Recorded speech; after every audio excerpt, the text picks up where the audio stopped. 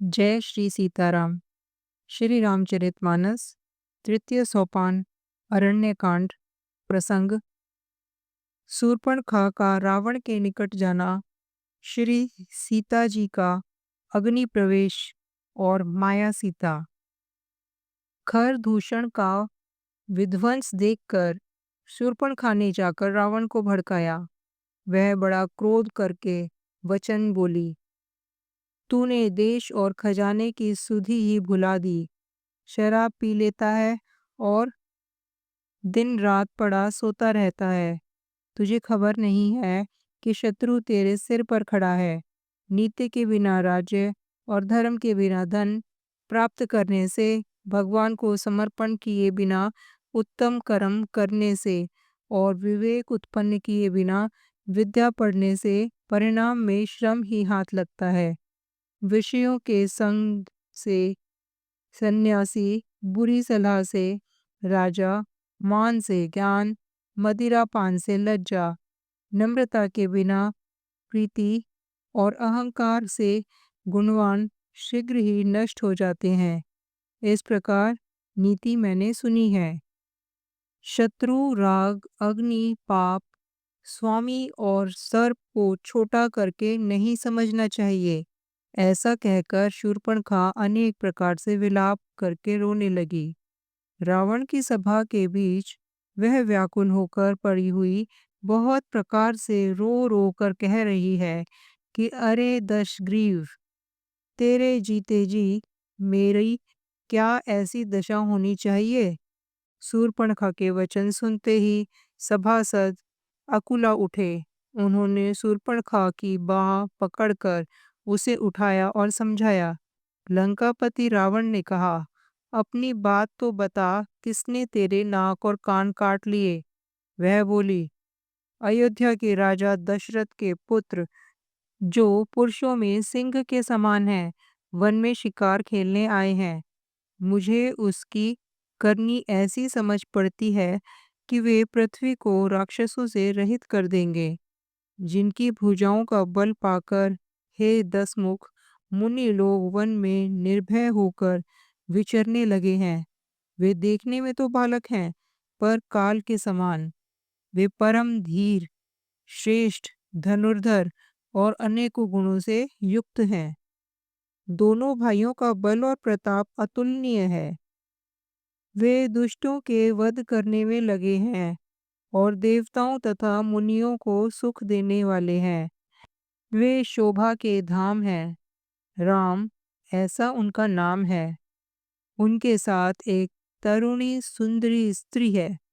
विधाता ने उस स्त्री को ऐसी रूप की राशि बनाया है कि 100 करोड़ों रति अर्थात कामदेव की स्त्री उस पर न्योछावर हैं। उन्हीं के छोटे भाई ने मेरे नाक और कान काट डाले। मैं तेरी बहन हूँ, यह सुनकर वे मेरी हंसी करने लगे। मेरी पुकार सुनकर खरदूषण सहायता करने आए, पर उन्होंने क्षण भर में सारी सेना को मार डाला। खरदूषण और त्रिशरा का वध सुनकर रावण के सारे अंग जल उठे। उसने शूर्पणखा को समझाकर बहुत प्रकार से अपने बल का बखान किया, किंतु मन में वह अत्यंत चिंतावश होकर अपने महल में गया। उसे रात भर नींद नहीं पड़ी।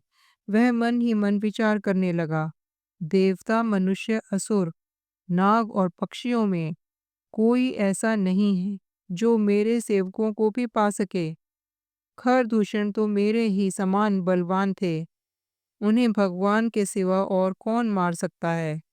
देवताओं को आनंद देने वाले और पृथ्वी का भार हरण करने वाले भगवान ने ही यदि अवतार लिया है, तो मैं जाकर उनसे हठ पूर्वक वैर करूंगा और प्रभु के बाण के आघात से प्राण छोड़कर भव सागर से तर जाऊंगा।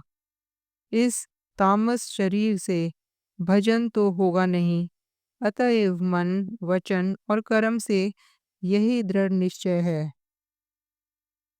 और यदि वे मनुष्य रूप कोई राजकुमार होंगे, तो उन दोनों को रण में जीतकर उनकी स्त्री को हर लूंगा। यो विचार कर रावण रथ पर चढ़कर अकेले ही वहां चला जहां समुद्र के तट पर मारीच रहता था। शिव जी कहते हैं, हे पार्वती, यहाँ श्री रामचंद्र जी ने जैसी युक्ति रची वह सुंदर कथा सुनो। लक्ष्मण जी जब कंद मूल फल लेने के लिए वन में गए, तब अकेले में कृपा और सुख के समूह श्री रामचंद्र जी हंसकर जानकी जी से बोले, हे प्रिय, हे सुंदर पतिव्रता धर्म का पालन करने वाले सुशीले, सुनो, मैं अब कुछ मनोहर मनुष्य लीला करूंगा। इसलिए जब तक मैं राक्षसों का नाश करूं, तब तक तुम अग्नि में निवास करो।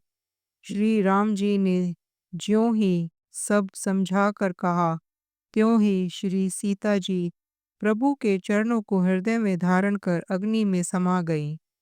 सीता जी ने अपनी ही छाया मूर्ति वहां रख दी, जो उनके जैसे ही शील स्वभाव और रूप वाली तथा वैसी ही विनम्र थी। भगवान ने जो कुछ लीला रची, उस रहस्य को लक्ष्मण जी ने भी नहीं जाना। जय श्री सीताराम।